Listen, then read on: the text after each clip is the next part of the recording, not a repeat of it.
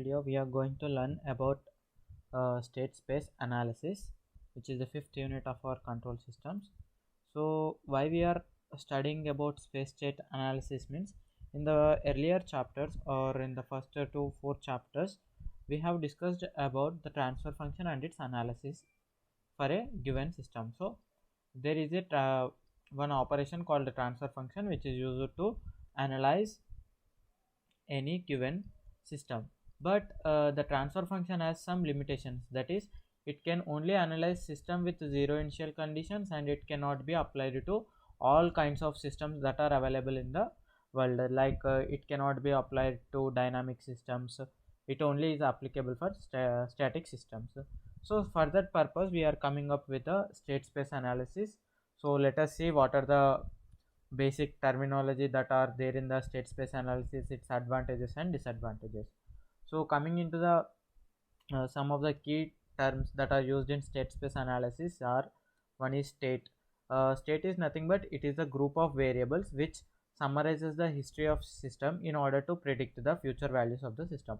So depending upon the past outputs available, so those past outputs are represented in a group of variables, and those group of variables will be used to determine the future values of the systems. Those values are called together as a state. So coming into the state variable is a part of state. It is the smallest set of variables. It is the smallest set of variables that determine the state of the system are known as state variables. Okay. Now, so what is state vector? So the grouping of state variables together in a matrix is called a state vector. That is what written here. It is the vector or a matrix which contains state variables as elements. So these are the three basic terms that are involved in state space analysis. Along with these three terms, there are general terms like input and output. We already know what is the input and output terms. So coming into the advantages of the state space analysis, this type of analysis is done by considering the initial conditions. So this can be done to initial conditions of a system also.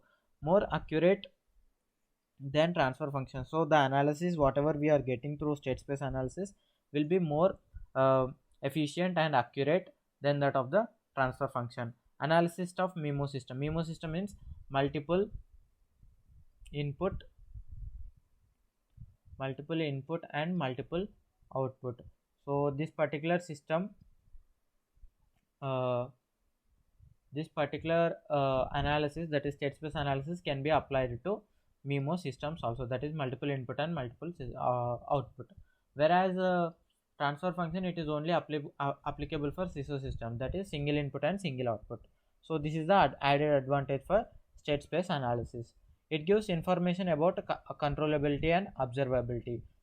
In transfer function, we cannot know the observability and controllability of a system, whereas coming to state space analysis, we can find the observability, that is QC, and QO, and controllability, that is QC. So we can get the data of this particular terms also. It is applicable to all dynamic systems in the sense it can be applied to linear system, non-linear systems, time variant system, and time invariant systems as well. So the basic disadvantage that this particular state space analysis has is the complex techniques will be there. I mean, there will be mathematical calculation will be very lengthy, but it will be in a easy process. It will be lengthy, but it will be very easy. Complex techniques will be there, and many computation requires are there. That is what I am saying.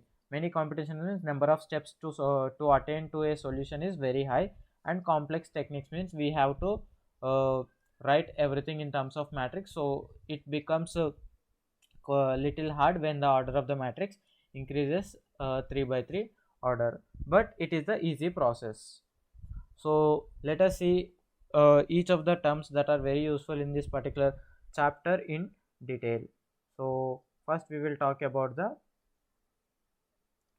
state model. So what is the state model? We will try to understand in this particular slide. That is, assume we have one multiple input multiple output system as shown. So this has two inputs that is u1 of t and u2 of t, and outputs are also 2, that is y1 of t and y2 of t. And these two and to this particular given system we have state variables as x1 of t and x2 of t. So these are called input variables, these are called output variables,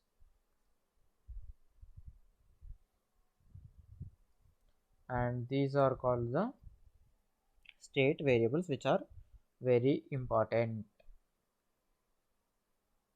So if I want to write the output equation that is in terms of y1 of t, then I should write it as c11 x1 of t plus c12 x2 of t plus d11 u1 of t plus d12 u2 of t, where c11 c12 d11 and d12 are the coefficients uh, that are responsible for the system for proportional change. For suppose if you are applying a input signal with u1 of t to a particular system which has a state variable of x1 of t, then you will get one output, that is y1 of t. So this y1 of t will depends upon x1 of t and u1 of t. So the depending factor whatever will be there, that depending factor we are representing with the coefficient called c11.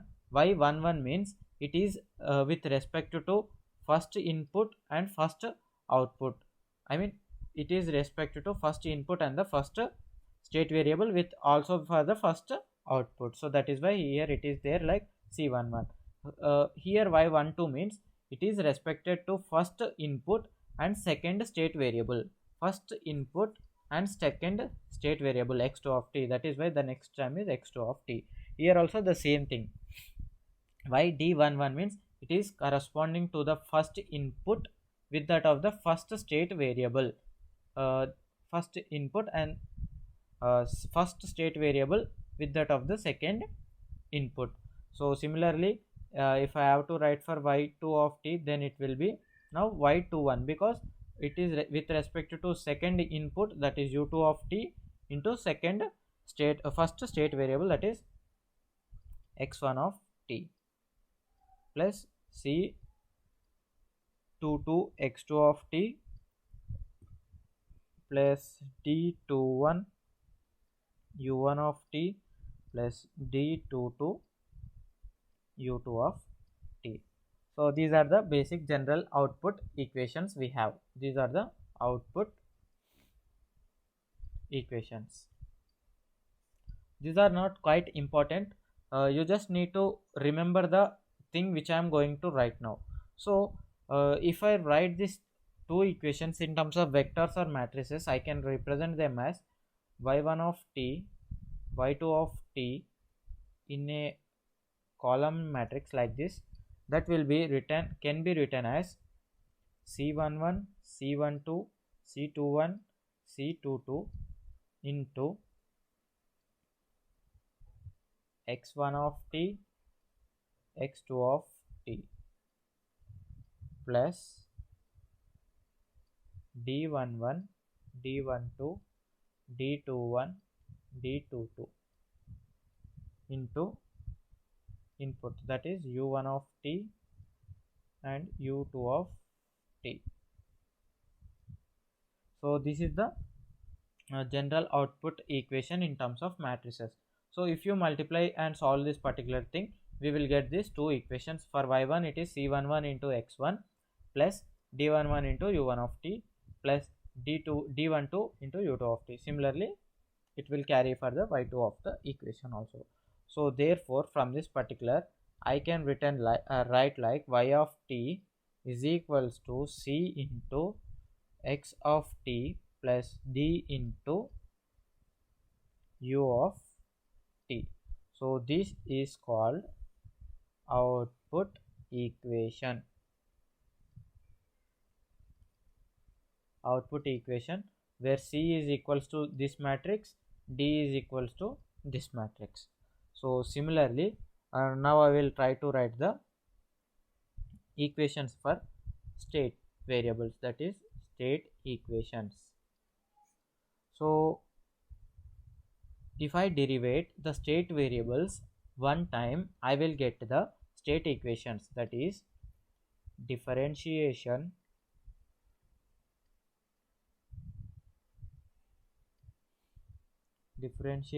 of state variables for one time with respect to time, then we get state equation. So differentiating the state variables, that is x1 of t and x2 of t.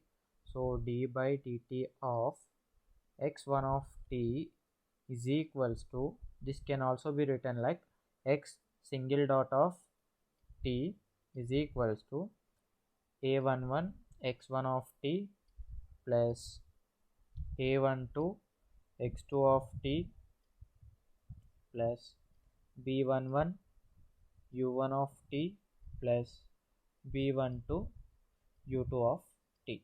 So here before in the case we wrote the equation for output equation, now we are writing for state equation. So state equation will also depend upon the state variables along with the input applied to the system. So that depending factor are represented with this coefficients a11 a12 u1 and u2, b11 and b12. So where u1 of t and u2 of t are the inputs, x1 of t and x2 of t are called the state variable. So this is the first state equation. So similarly, writing for d by dt of second state variable, that is x2 of t. So x dot 2 of t is equals to a21 x1 of t plus a22 x2 of t plus b21 u1 of t plus b22 u2 of t. So again representing them in terms of matrices, so I can write like x1 of t x2 dot of t can be written as a matrix, that is a11 a12 a21 a22 into variables, that is state variables x1 of t x2 of t plus b matrix, that is b11 b12 b21 b22 into the input, that is u1 of t into u2 of t. So finally finally I can write x dot of t is equals to a matrix into x of t plus b matrix u of t. So this particular thing is called as state equation. So what is state model? So as our main aim was to learn the state model. So state model can be defined as state equation